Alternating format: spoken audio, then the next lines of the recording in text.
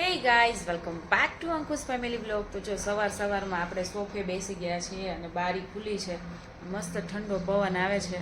હવે વિચાર કરું છું કે હવે ક્યારે રસોઈ બનાવવાનું, કારણ કે ટિફિનનો ટાઈમ થઈ ગયો છે. આજે જો આપણે કર્યું છે માખણ, કાલે ઘી કર્યું હતું એટલે માખણ રાખી દીધું હતું. અને આજે સંદીપને ખાવાનું છે માખણ, મારે ખાવાનું છે અને અમારા નીવને ખાવાનું છે, એને ખવડાવવાનું છે. નીવની આજે આપણે ભાખરી જ કરવાની છે. એટલે જો એની નીવની નાની એમથી ભાખરી છેલ્લે થાય છે, મારી થઈ ગઈ છે. અને બસ હવે ખાલી ટિફિનની રોટલી જ કરવાની છે. અને જો આપણે ટિફિનમાં છે રીંગણનું ભરેલું શાક જો ભરી દીધું છે.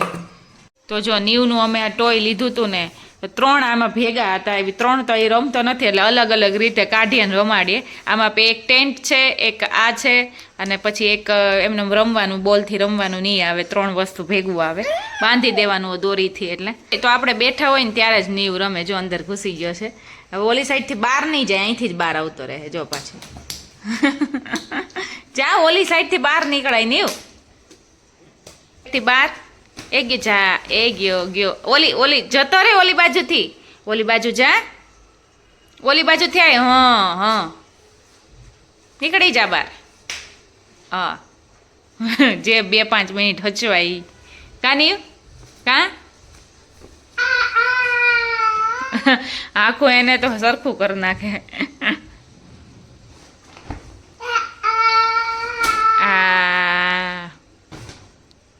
એવું નથી કરવાનું, એમાં પડી જવાય એવું કરતો. નીવને વેક્સિન દેવડાવવા આવ્યા છીએ અને કેટલી રો કકળત સંભળાતી છે. જો અહીંયા વેક્સિન દે ને અહીંયા અવાજ આવે છે. અહીંયા જો આપણો વારો છે, આ બેન પછી આપણો વારો છે. અને અહીંયા આપણું બધું લખાઈ ગયું છે. અને જ્યાં જોવો ત્યાં તમને જો છોકરાઓ દેખાય, કારણ કે અહીંયા છોકરાની જ વેક્સિન છે. અને આ ભાઈનોય વારો છે, એક હાથમાં અને એક પગમાં, અને 2 પોલિયો છે, એવું કંઈક છે. અને હવે પછી નથી આવવાનું સંદીપ, હવે શાંતિ. હવે 5 વર્ષ પૂરા થાય ને પછી જ આવવાનું છે, ત્યાં સુધી નહીં. તારોય વારો જ છે હમણાં. તું જો એક અહીંયા નીવને છે ને વેક્સિન કરતા તો એને પકડી રાખવામાં જ બીક લાગે, એવો પકડવો પડશે. અને પછી જોવો એ એકવાર રોવાનું શરૂ કરશે ને બંધ નહીં કરે. સંદીપ સામેની લાઈનમાં ઊભા છે અને હું છે ને આ લાઈનમાં ઊભી છું. જ્યાં વારો આવે ત્યાં બંને બાજુ લાઈન છે. અને આ જો છોકરાઓ રોવે, જો અહીંયા આશાન છે, હમણાં એને શરૂ થશે. અહીંયા જો સૂતું છે, બધું એમ જ છે છોકરાને. આણે જો રોવાનું શરૂ અત્યારથી કરી દીધું છે. હમણાં લઈ લવો, હમણાં લઈ લવો, એને માર પાસે આવું બોલો. તો નીવને જો તાવ આવી ગયો છે અને પગ છે ને એને જ્યાં વેક્સિન મૂકી છે ને એ પગ એને બહુ દુખે છે, એટલે હચોડો અડાતો જ નથી. એટલે કેવો શાંત બેઠો છે આ માણસ, જુઓ તમે. ને અત્યારે પાછી એને 6 કલાકે દવા પીવડાવવાની, પાછી પીવડાવી દઉં. અને એને કાંઈ જરૂર નથી. તો આપણે જો આમનામ બેઠા છીએ, ઉઠીને ત્યારને નીવાઈ જોડે ઉઠી ગયો, કારણ કે એને શરીર દુખતું હોય, તાવને લીધે પગ દુખતો હોય, હાથ દુખતો હોય, એટલે મજા ન આવે એને તે. એટલે હું એને ક્યારને લઈને બેઠી છું ને એ કંઈ મને મૂકતો નહોતો. અત્યારે મેં જો ટીવી ચાલુ કર્યું અને આવી રીતે એને સુવડાવી દીધું. તો મેં છોકરાને આવું હોય ને એટલે આપણને ક્યાંય જવા ન દે, કારણ કે એને મજા જ ન આવતી હોય બિલકુલ. કા નીવ કા કેવો છે તો ગદા લઈને, તો હાથમાં ગદા તો હોવી જ જોઈએ હો ભાઈ. તો તમારી કોમેન્ટ આવે ને પહેલાં જ હું આન્સર આપી દઉં. નીવને વેક્સિન અમે છે ને ગવર્મેન્ટમાં મુકાવીએ છીએ, પ્રાઇવેટમાં નથી મુકાવતા. અને અમે આંગણવાડીમાં જ મુકાવવા જઈએ છીએ. પણ ત્યાં અમે ગયા હતા, પણ અમારે ધક્કો થયો ખોટો, કારણ કે કંઈક કેન્સલ રહ્યું હતું એને. એટલે પછી આપણે આરોગ્ય સેન્ટર હોય ત્યાં સોમવાર ને બુધવારે હોય જ, તો ત્યાં અમે મુકાવા ગયા હતા. હવે તો હમણાં તો કાંઈ મુકાવાનું છે જ નહીં. હવે તો 5 વર્ષ પૂરા થાય પછી મુકાવા જવાની છે. અને 6 મહિને કીધું છે કે વિટામિન એ ને એ બધા જે ચમચો કે ડ્રોપ્સ ટૂંકમાં લિક્વિડ આવે એ નાની બધા ટીપા પીવડાવવાના હોય, તો એ 6 મહિને જવાનું છે, ખાલી 5 વર્ષ સુધી. તો જો બપોરના છે ને 5 થવા આવ્યા છે. અને મેં કીધું છે ને આપણે રાત્રે રસોઈ બનાવીને તો ફટાફટ અત્યારે મૂકી દઈએ, કારણ કે નીવ કચકચ કરે જ છે, હમણાં ઉઠી જશે. અને હજી થોડુંક એને તાવ ને એવું પગ ને એવું દુખે છે ને એવું થાય છે તો ખરા જ. તો આપણે બનાવવાની છે દાલ બાટી. અને બાટીનું તો નોર્મલી સ્પેશિયલ કુકર હોય, આપણી પાસે કુકર નથી. પણ આપણે શેમાં બનાવીશું એના માટે તમારે આખો બ્લોગ મારો કન્ટિન્યુ એમને જોવો પડશે, તો ખ્યાલ આવશે. તો મેં કીધું ચલો પહેલાં છે ને કુકર મૂકી દઉં. તો જો બાટી માટે આપણે જો મગની ફોતરાવાળી દાળ અને થોડીક અમથી ચણાની દાળ નાખી છે. અને આપણે પહેલાં છે ને આ કુકર આનું મૂકી દઈએ, બાફવા મૂકી દઈએ. નીવને ઉઠતા તો જો 2 મિનિટ જ થાય, કચ કરવા માંડ્યો છે. ઉઠી ગયો તું? હે ઊભો તો થઈ ગયો છે, તો પગ તો તાવ નહીં હોય હવે. હવે તાવ નથી, વાંધો નથી. હા હા, ધીમેથી ધીમેથી. એને પગ દુખે છે ને સરખું નથી ને એટલે, નહીં તો કચકચ અહીંયા કરતો હોય ને તો પહેલાં તો બેઠો રહેતો. અત્યારે કેમ બેઠો રહેવે, તો હવે બેઠો ન રહે, ઉતરી જાય અને આ દરવાજો અહીંયા બંધ હોય તો અહીંયા ઊભો રહે. હા જો આ લઈ જા. અને નીવને છે ને અત્યારે જે એની હાલત છે ને એ અત્યારે કેમ હજી એમનેમ છે, કારણ કે નીવભાઈ છે ને બરફ નથી લગાવવા દેતા. સવારે એટલો રોયો મેં બરફ લગાવ્યો ને, કોઈને એમ થાય કે આ બેન છે ને આ શું કરતા હશે આ છોકરાને, બહુ રોયો. તો એ માણ એને થોડોક બરફ લગાવવા દીધો. મેં કીધું ભલે રોવે, આ તો લગાવી જ દેવો છે, નહીં તો એને સારું જ નહીં થાય. કારણ કે તો ઓલી ગાંઠ જેવું જે થઈ ગયું હોય ને, ઇન્જેક્શન માર્યું હોય ને, એ કંઈક ઓગળે થોડુંક, તો કંઈક સારું થઈ જાય. હવે ક્યાં જવું તારે? અહીંયા છેક તો પહોંચી ગયા. શું લઈ લીધું બાસ્કેટનું? બોલો. બાસ્કેટનું પાટિયું લઈ લીધું. હા જો દંગડો ચાલે છે હજી. હવે તાવ ઉતરી ગયો છે ને એટલે રમવાનું શરૂ જ નકર ઈ કર્યા રાખે. અને નીવને છે ને પહેલી વાર આવું થયું છે. અત્યાર સુધી તો કદાચ એવા ડોઝ નહીં આવતા હોય કે જે હોય આ ડોઝ હાઈ હશે કે એને કીધું જ તું કે જો કે તાવ ને એવું તો બધું થઈ જાય, બહુ ભારે હોય. પણ આ પહેલી વાર નીવને આવું થયું છે. પહેલાં આવું ક્યારે થયું નહોતું અને ત્યારે નાનોય હતો એટલે કદાચ પગને એવું ન હલાવતો હોય એટલે 2 દિવસમાં સારું થઈ જતું હોય. આમાં છે ને આદું છીણીને નાખવાનું છે, મીઠું નાખી દીધું છે, આદું છીણીને નાખી દઈશું એટલે છે ને એનો ટેસ્ટ બહુ મસ્ત આવે. હળદર ને હોય તો આમાં નાખવું હોય તો નખાય, ન નાખે તો પણ ચાલે. અને થવા માંડ્યું છે. તાર માટે શું છે ફ્રૂટમાં? આજે છે ચીકુ. ચીકુ ખાવાનું છે નીવને. શું ખાવાનું છે? હા ચાલો ચાલો, હા ચાલો, ચાલો ચાલો. આપણે અહીંયા છે ને દાળ ઉકળવા મૂકી દીધી છે, બફાઈ ગઈ હતી હળદર ને ખાલી એમને મીઠું નાખીને. અને આ બાટીનો લોટ બાંધીએ છીએ ને ભાખરીનો લોટ હોય ને કરકરો એ જ હોય.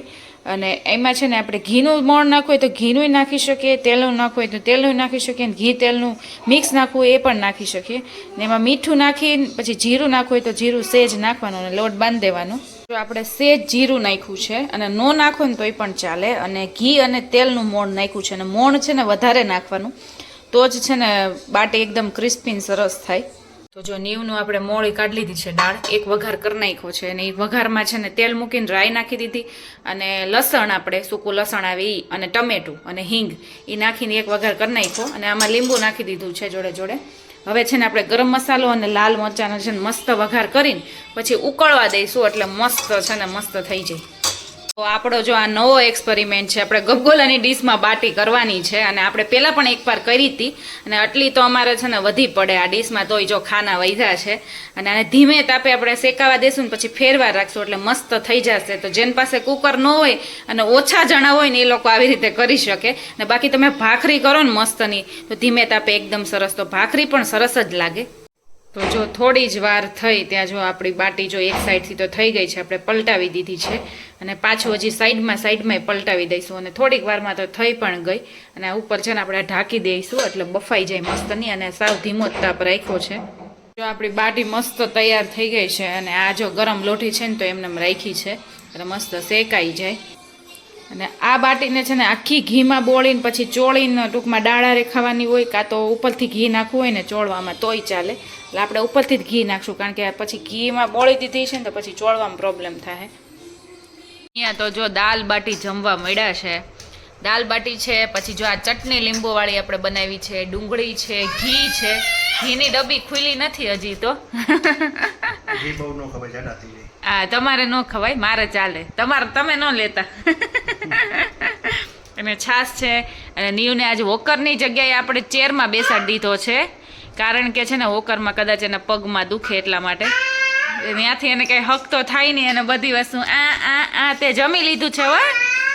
હા તાર વોકર પાછળ છે, તું પડવાનો છો કારણ કે નીવે છે ને એક બાજુનું આ ચેરમાં આ તોડી નાખ્યું છે. તું પડીશ પછી એમ કરીશ તો. કેવી લાગી દાલ બાટી કે હજી નથી ચાખી? તો ખરા પણ થોડું ખટાશ મારે જોડે લીંબુ જોઈ છે. બાકી કેવી છે? સારી છે? રસમય છે હે? લીંબુ ખટાશ કટે મેં કે ચાખી નહોતી કઈ આ વખતે તો થોડુંક ચટણી બાટણી નાખી દીધું, ઘી નાખી દીધું. હા ખટાશ લીંબુ ઘટે. હા. એ દાલ બાટી ચાખી પણ હું બાટીમાં છે ને મીઠું નાખતા જ ભૂલી ગઈ છે. અને સંદીપ કુમાર તમારા જો કેટલા હોજા છે, કાંઈ બોલ્યા જ નહીં, મીઠું નહોતું તોય પછી ક્યાંથી ટેસ્ટ આવે. 2 વખત લીંબુ નાખ્યું, 2 વખત ચટણી નાખી, પછી ટેસ્ટ આવ્યો. હા, અને મીઠું નાખ્યું મેં પાછું. કેવો ટેસ્ટ? એમાં બિલકુલ હું ભૂલી જ ગઈ છું. અમે ગોલ્લા ખાવા આવ્યા છીએ અને નીવનું કામ છે ને શરૂ થઈ ગયું છે, જે એનું મેઇન કામ છે એ અહીંથી કાંકરા લઈને આ ચેર ઉપર નાખલે. જો અમે રોડ બાજુ જ બેઠા છીએ, કારણ કે આ ભાઈને છે ને અહીંથી વાંધો ન આવે, કાંકરામાં હોય ને તો રહીમાં રાખે, નકર આપણને ગોલા ખાવા દે નહીં, હે ને? સચવાઈ જાય એના કામ. હા, એનામાં સચવાઈ જાય. એટલે અમે જો આગળ ન બેઠા, અહીંયા છેડે બેઠા છીએ. નીવો તારું કામ ચાલુ છે ને? સરખું કરજે હો, સરખું કરજે હો. આપણો ગોલો આવી ગયો છે. કયો મગાવ્યો સંદીપ? સંદીપને કીધું જેવો તમને ગમે એવો. Cadbury dry fruits. ખબર જ હતી, એ જ હોય. સંદીપ છે ને પોતે ખુદ કન્ફ્યુઝ થઈ જાય એટલે કેડબરી જ મગાવે.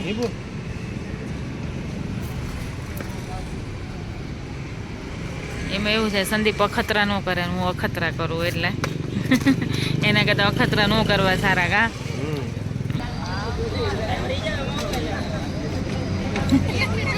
હા, થોડા આમાં ખાવા માંડ્યા. નીબુ લેજો, નીવ લે.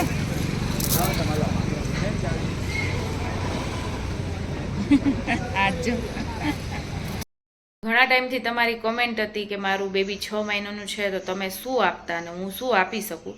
તો સૌથી પહેલાં દાળનું પાણી છે, ચોખાનું પાણી છે, ત્યાંથી શરૂઆત કરવાની. સાવ પાણી ન આપો તો કાંઈ નહીં, સહેજ ઘાટી દાળ આપી શકાય, પણ ઓછી ક્વોન્ટિટીમાં આપવાની. અને જ્યારે કોઈ પણ વસ્તુ એક ધારો કે તમે દાળ આપતા હોય તો 2-3 દિવસ દાળ જ એક ધારી આપવાની, અને પછી ચેન્જ કરીને ચોખાનું પાણી 2-3 દિવસ આપવાનું. એવી રીતે એક ધારું 2-3 દિવસ આપવાનું.